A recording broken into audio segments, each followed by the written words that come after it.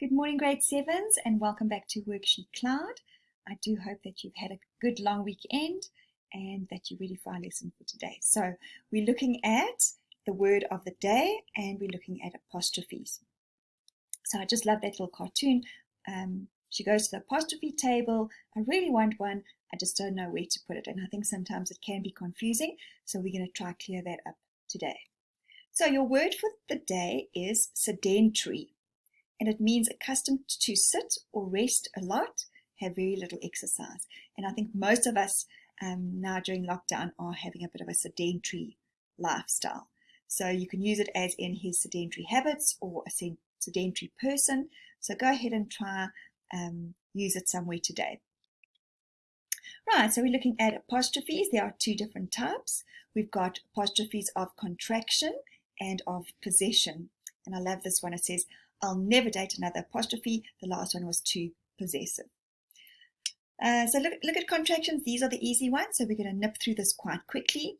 You use them to shorten the words you're writing, and they combine two words to make one by using an apostrophe.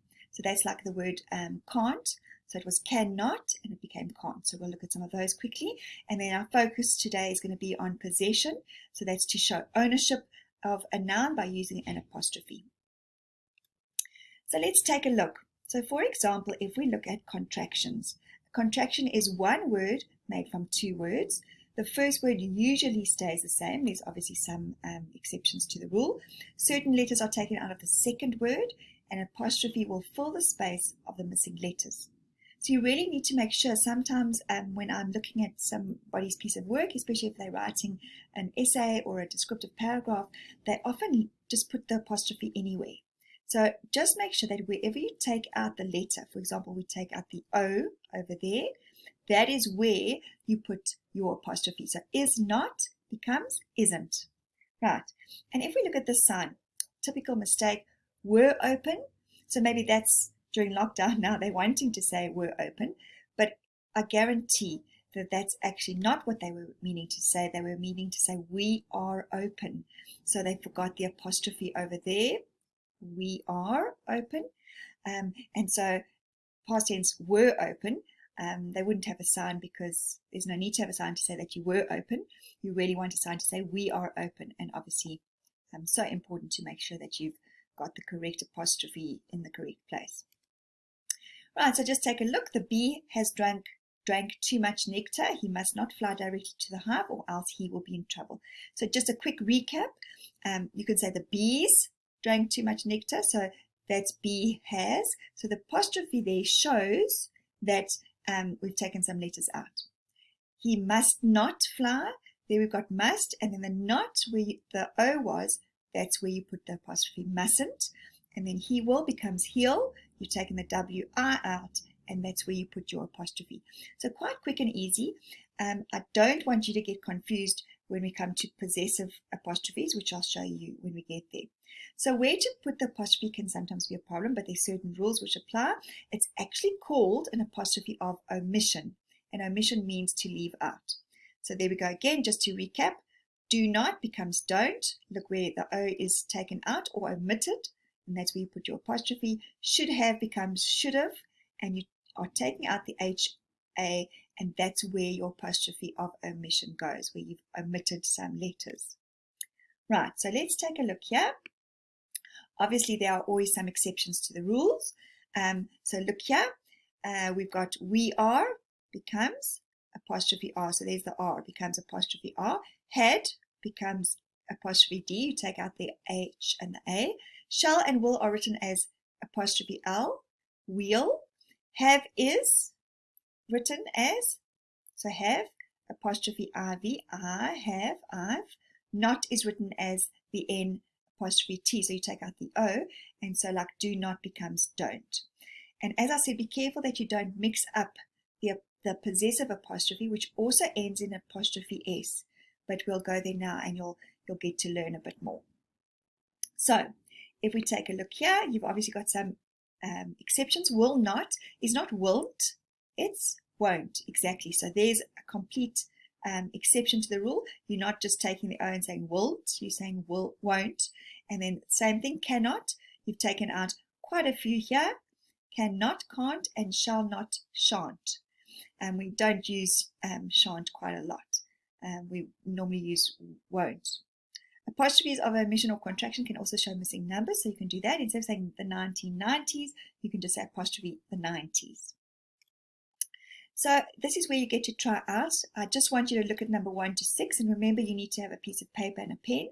So write 1 to 6, and I just want you to write out the contraction. So he's, what is that made up of? Number 2, you'll, what is that made up of? So expand it. I want the 2 words. So for example, if it was can't, I want can, not. So do that for me. Pause the video, and when you come back, we'll go through it together. Right, are you ready? Here we go. So he's just gone out. It's not he is, because you can't say he is just gone out. So you have to read that very carefully. He has just gone out. So he has. Number 2, you'll is you will. You will never find a better animal than this one, you'll. Number 3, she's always been like that. She has always been like that. Can't be she is always been like that. So just remember to read the sentence in context. Number 4, you've never helped me. You have never helped me. Number 5, it's raining. It is raining. You can't say it was raining. Well, I suppose you can. It was raining. Yes, you can. So it is or it was. You could take both of those. You can't have it has raining. That's the one that wouldn't make sense. Number 6, this fellow's out of his mind. This fellow is out of his mind. So another word for person is fellow or boy. Right, let's do another 7, and then we'll come back and mark. So quickly do those, and then we'll go through it. It's actually 13. Sorry, I see it's the number 13 is missing. Right, off you go, and when you come back, we'll go through it. Right, here we go. So the first one, number 7, there's nothing here. There is nothing here. You could even do there was nothing here. You can't do there has nothing here. So make sure you got there is or there was. Number 8, what are you doing here? What are you doing there? Sorry. Number 9, it's easy to understand. It is. Number 10, isn't, is not. So I know it sounds clumsy in that sentence. Is not there anyone to attend to that poor woman? But I just want to see that you are able to take isn't and separate it into 2 words. Number 11, we're all dying of hunger. I do hope that's not the case. We are. Number 12, I cannot. And number 14, does not, doesn't. Well done. So now we move on to our next one, which is going to be apostrophes of possession. So I'm going to play a short video, and then we'll come back and go through all the rules.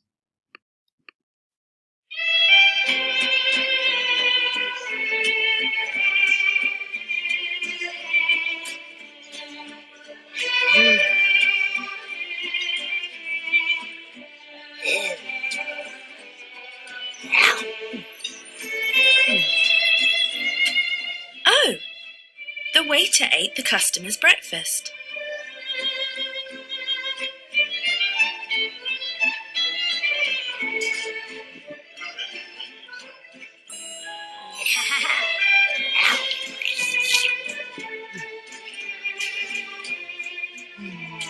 Oh, it's happened again. The waiter ate the customer's breakfast. These sentences tell you what the waiter did. They both have apostrophes, but in different places. Apostrophe. An apostrophe shows possession. Possession means belonging to someone or something. Like the customer's breakfast, the breakfast belongs to the customer or customers. There are 2 types of possession: singular, belonging to one person or thing, and plural, belonging to more than one person or thing.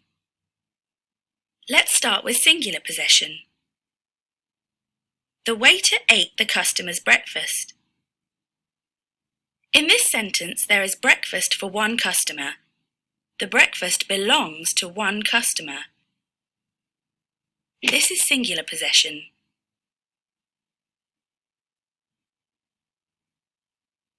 The apostrophe for singular possession goes before the S. Apostrophe S. Now, plural possession. The waiter ate the customer's breakfast. In this sentence, the breakfast is for more than one customer. This is plural possession. So the apostrophe for plural possession goes after the S. S apostrophe. So, singular possession, meaning belonging to one person or one thing, uses apostrophe S. And plural possession, belonging to more than one person or thing, uses S apostrophe. One exception to the rule is that some plural words don't end in the letter S, such as everyone, children, people, women, men. So what happens then? If the plural word doesn't end in S, just add apostrophe S. It's like singular possession.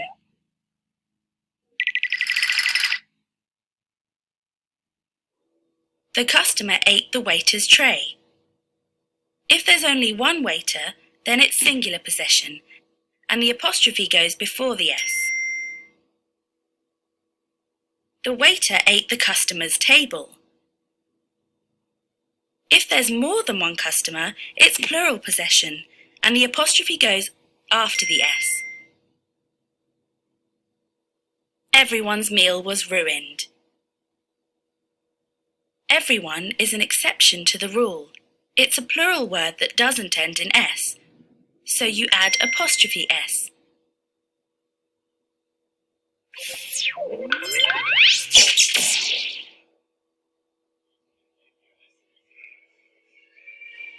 Which phrase is correct?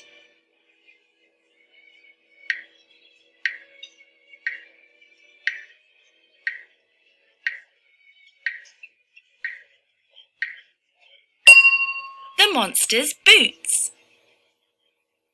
You've been learning about the apostrophe. Apostrophes are used to show possession. Singular possession uses apostrophe S. Plural possession uses S apostrophe. And don't forget, if you have a plural word that doesn't end in S, use apostrophe S. When deciding where to put the apostrophe, just ask yourself, does it belong to one or more?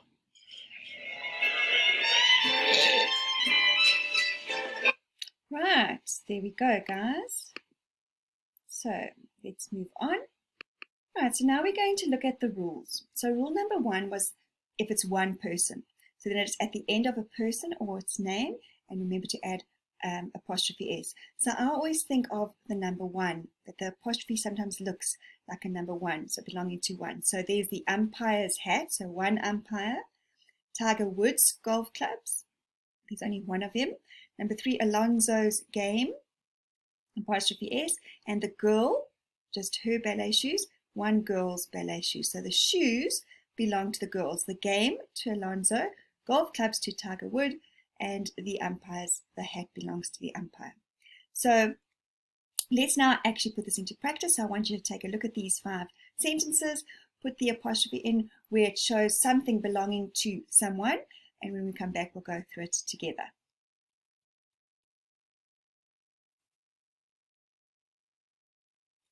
Right, here we go. So the man's coat, you see there's only one man, it didn't say men, man's coat. Patrick's alarm clock. The dog's lead, so the lead belongs to the dog. The book's cover. And today's weather, the weather belongs to today is what we're talking about. Good. Right, now we're looking at rule number 2. And what I did is I often think of a group of people, obviously like this, you put a whole lot of them together, and that's why the apostrophe is on the outside of the group. So let's take a look. The girls' coats got soaked when they got caught in the storm. In the final competition, all the dancers' routines were fantastic. Battersea Dogs Home was established in 1860, and 10 years hard work was at stake. So find the plural, and just like the video, make sure that you put it after the group. Off you go, and then we'll go through it together.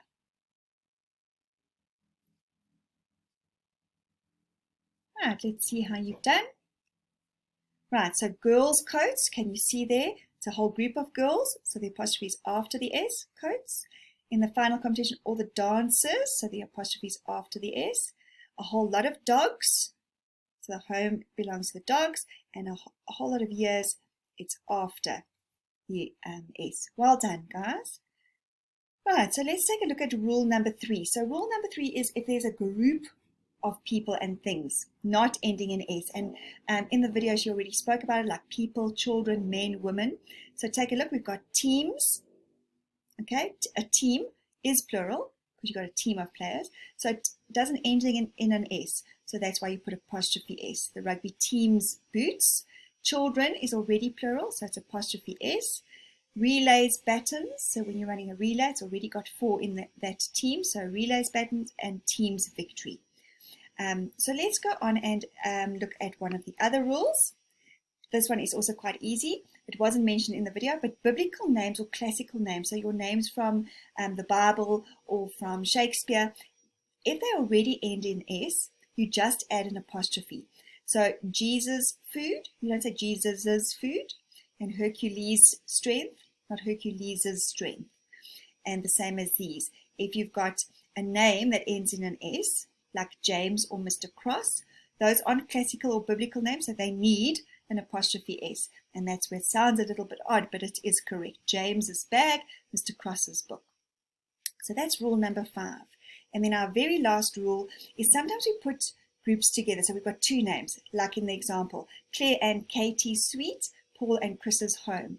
What you've got to remember is you only have to put it on the second name. So you don't have to go Claire's and Katie's suites. You just go Claire and Katie's suite. So you almost put them together like a plural group because there's two people. Paul and Chris's house. Well done. So let's now try these in practice, and then obviously there's going to be an activity for you to do afterwards. So take a look at 1 to 10, pause the video. There are quite a lot to do. You just have to write the word that's got the apostrophe in, and on a piece of paper, 1 to 10, and when you come back, we'll go through it together. Right, let's see how you've done. Right, so number 1, the baby, it's singular, so it's baby's name, was very unusual. Number 2, the children, children is already plural, it's already a group, so apostrophe S, like you would do a singular one. Number 3, baby's cries, there's a whole lot of babies who are crying, so the baby's cries, that's your group, so you put it around the group. The employees, Christmas party, so there's a whole lot of employees, so a group, put it after the S. Last month's profit, we're talking about 1 month. Last month was only 1, so that's your apostrophe S. Number 6, Martin's homework, we're talking about 1 person, Martin, apostrophe S. Number 7, the books pages were dog-eared because she'd read it 6 times. We're talking about 1 book, so apostrophe S. Number 8, her sister's new car, 1 sister, apostrophe S. Cashier's till, also only 1 till, so the cashier's till, apostrophe S. And then the postman's mail bag, so there's the word men, so it goes after the S, just adding apostrophe. Well done. I hope you got those correct. And so we've obviously come to the end of our lesson for today. I hope you enjoyed it. I hope you learned a lot. Your apostrophes of contraction are super easy. You've just got to remember to put the apostrophe in where you omit the word or take out the word. And then obviously your apostrophes of possession can be a bit trickier. So make sure when you finish this video that you go and check the activity so that you can improve upon and practice and practice and practice. So if you've got any questions about today's lesson, remember you can email me at grade7@worksheetcloud.com. And then nothing more from me but to say thank you, grade 7s, for watching, and I'll see you tomorrow. Bye, everybody. Oh, I forgot. Same time, same place.